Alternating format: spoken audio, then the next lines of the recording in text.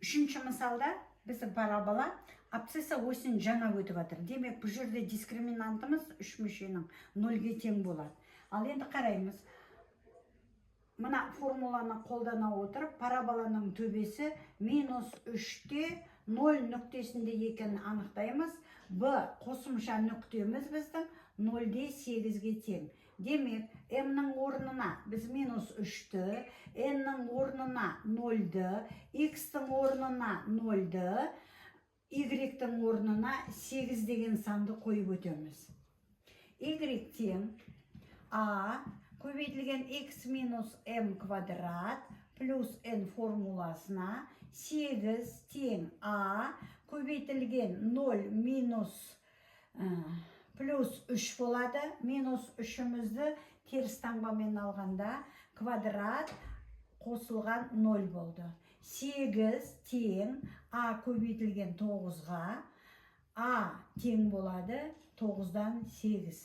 Демек, біздің формула y тең 8-ден 9, жақшада x плюс 3-тің квадраты қосылған 0 болады.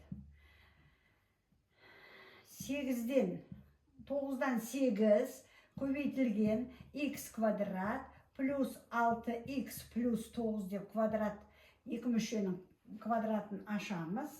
Алдындағы коэффициентке көбейтеміз. Жауабы 8-ден 9x квадрат. Мына жерде 6 мен 9 қысқарған кезде бізде 3-тен